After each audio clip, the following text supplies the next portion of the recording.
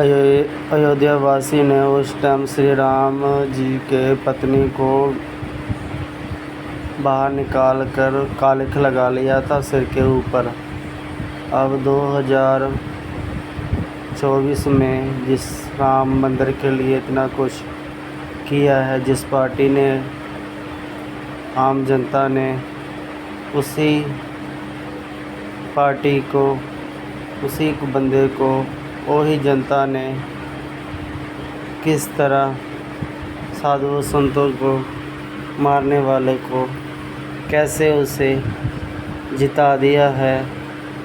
इस खबर से सभी साधु संत बहुत आहत है, ये बहुत दुखी हैं। आओ जानिए साधु संत की कहते हैं। तो राम भी उनको ठुकराएंगे। उनको कैसे हरा दिया। जो 90 के दशक की वो शाम, जब लाखों की संख्या में राम भक्तों को, साधु संतों को यहाँ गोलियों से भून दिया था और उन्हीं को जिता दिया। चीन और पाकिस्तान के एजेंट भी यहाँ लगे थे हराने के लिए। निजी स्वार्थ कहीं लग गए होंगे, चंद रुपए दिख गए होंगे। ये अयोध्यावासी भगवान के नहीं हुए तो योगी मोदी के क्या होंगे। भाजपा के राष्ट्रीय अध्यक्ष ने कह दिया था कि आरएसएस की जरूरत अटल जी के समय थी, अब हम बहुत मजबूत हैं।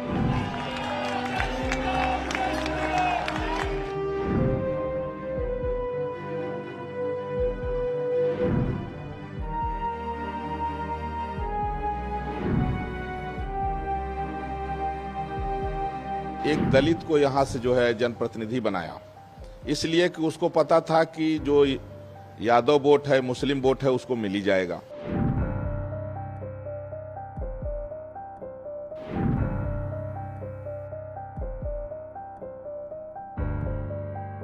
6 दिसंबर 1992 का वो कालिख जो राम भक्तों ने पूरे देश से आकर अयोध्या में विध्वंस कर दिया था, लेकिन राम मंदिर बनने के उपरांत ये जो कालिख अयोध्या वासियों के मस्तक पर लगा है, ये शायद हजारों हजार वर्ष तक ना ध्वस्त हो और ये जीवन भर हिंदू, अयोध्या का हिंदू अपने मस्तक पर लेकर घूमेगा और नमक हराम की तरह देखा जाएगा। जिसने राम मंदिर को बनवाया उसी को अयोध्या वासियों ने हरा देने का काम किया है। ये संपूर्ण अयोध्या के लिए, संपूर्ण भारत के हिंदुओं के लिए और संपूर्ण विश्व में पहले हिंदुओं के लिए इससे ज्यादा दुख की बात कुछ नहीं हो सकती है कि जिन माननीय प्रधानमंत्री मोदी जी ने, योगी जी ने जिस अयोध्या में आते थे तो लगता था कि आसपास के किन्हीं सीट के विधायक और सांसद हैं, ऐसा कभी लगा ही नहीं कि वो प्रधानमंत्री हैं। और उसके बाद भी उनको हरा देने का काम किया है।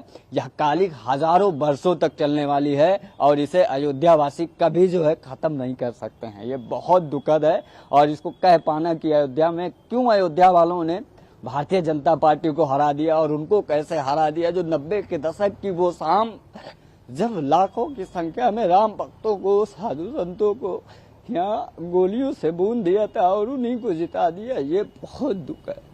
इसको कह पाना, मैं पिछले 2 दिन से मुझे न भोजन हो मुझसे किया जा रहा है, न मुझे नींद आ रही है। मैं बता नहीं पा रहा हूँ कितना कष्ट है। और ये सिर्फ मुझे, एक मात्र मुझे नहीं है बल्कि पूरे देश में हिंदुओं को है। और इसको सोचकर कि अयोध्या में लोगों ने भगवान राम को जो लेकर चलने वाली पार्टी है उसको हरा दिया और भगवान राम के भक्तों का निर्ममता पूर्वक संहार करने वाले रावणों को यहाँ से जिता दिया। अयोध्या को कभी पूरा भारत सहित पूरे सनातन में जो हिंदू है, पूरे विश्व में सनातनी हिंदू है, वो शायद माफ नहीं कर पाएंगे। ये बहुत दुखद है, बहुत दुखद है, बहुत दुर्भाग्यजनक है हिंदुओं के लिए, अयोध्या के हिंदुओं के लिए। ये कालिख कभी खत्म नहीं होने वाली है। ये वही अमर अकंटक कालिख है जो मंथरा के मस्तक पर लगा था, जो माता कैकेयी के मस्तक पे लग गया था, जो अयोध्या वासियों के मस्तक पे लग गया था, जिन्होंने भगवान राम को वनवास दिला दिया, जिन्होंने माता सीता को वनवास दे दिया। ये वो अमर कालिख है, ये वो अकंटक कालिख है जो जब तक राम मंदिर रहेगा तब तक ये कालिख हिंदुओं के मस्तक पर रहेगा कि जिन्होंने भव्य दिव्य राम मंदिर बनवाने का काम किया, 500 वर्षों के कालिख को विध्वंस कर दिया, उन्हीं को इन्होंने हरा दिया। निजी स्वार्थ, चंद निजी स्वार्थ कहीं लग गए होंगे, चंद रुपए दिख गए होंगे, जिन्होंने यह कहा कि संविधान बदल देगी भारतीय जनता पार्टी। जिस संविधान की बदौलत हमारे प्रभु श्री राम लला भव्य रूप से विराजमान हुए, कुछ जुमलेबाज पार्टियों ने उसी संविधान को ही दांव पे लगा दिया अपनी राजनीति के चक्कर पे, और उन्होंने पूरे देश में ये कहा कि संविधान बदल देगी भारतीय जनता पार्टी। इससे ज्यादा दुखद और क्या होगा। संविधान बदलने की किसी में क्षमता नहीं है। मैं बहुत दुखी हूं और लगभग 5 लाख वोट जो है तो भाजपा प्रत्याशी लल्लू सिंह को मिला। अब उसमें विपक्ष जो है षड्यंत्र में सफल रहा। विपक्ष ने क्या किया कि एक दलित को यहां से जो है जनप्रतिनिधि बनाया, इसलिए कि उसको पता था कि जो यादव वोट है, मुस्लिम वोट है, उसको मिल ही जाएगा। और जिनको प्रत्याशी बनाए वो दलितों के नाम पर, कुछ जातिवाद के नाम पर कुछ वोट ले लिए, और कुछ तमाम कारण रहा। एक बार जो है तो भाजपा के राष्ट्रीय अध्यक्ष ने कह दिया था कि आरएसएस की जरूरत अटल जी के समय थी, अब हम बहुत मजबूत हैं, तो हिंदू संगठनों की उपेक्षा भी इसमें कारण रहा। और दूसरा एक जो बड़ा कारण था अयोध्या की सीट हारने का, तो चीन और पाकिस्तान के एजेंट भी यहां लगे थे हराने के लिए, क्योंकि वो देख रहे थे कि भारतीय जनता पार्टी जो है उसका जो राजनीति का केंद्र है वो राम मंदिर है।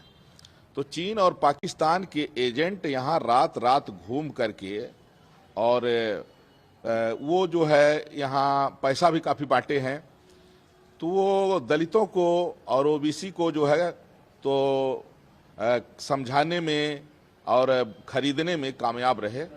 हालांकि हम लोग शर्मिंदा हैं, और जो राम भक्तों के ऊपर गोली चलाया उसका प्रत्याशी जीत गया, जिसने राम मंदिर बनाया उसका प्रत्याशी हार गया। यही कुछ जो है कल्याण समय के समय भी हुआ था। ये अत्यंत दुखद रहा और यह कमी जल्दी पूरी भी होगी। ये अयोध्यावासी दोगले हैं। जब भगवान राम के नहीं हुए तो ये किसी के होंगे? ये किसी के नहीं हो सकते।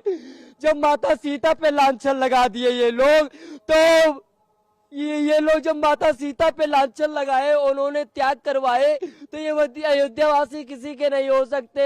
ये अयोध्यावासी भगवान के नहीं हुए तो योगी मोदी के क्या होंगे? ये दोगले हैं। जब भगवान राम गए थे लंका पे चढ़ाई करने के लिए, उस समय भी अयोध्यावासियों को लेके भगवान नहीं गए थे। उनको मालूम था कि अगर अयोध्यावासी को लेके जाएंगे तो वास्तव में धोखा कर देंगे, ये रावण से समझौता कर लेंगे, इसीलिए वो लेके नहीं गए। इसीलिए ये अयोध्यावासी पे कभी विश्वास मत करना। जो राम को लाए थे अब उनको लाए थे, लाएंगे, यही नारा अयोध्यावासी पहले कर रही थी। अब कहाँ गया वो नारा?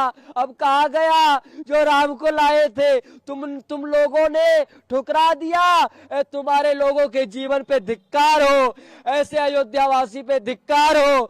और मैं कहना चाहता हूँ कि जो राम को ठुकराता है उसको दुनिया ठुकराती है। अगर राम को अयोध्यावासियों ने ठुकराया है तो राम भी उनको ठुकराएंगे। ये वह अवस्था भविष्यवाणी है संतों का।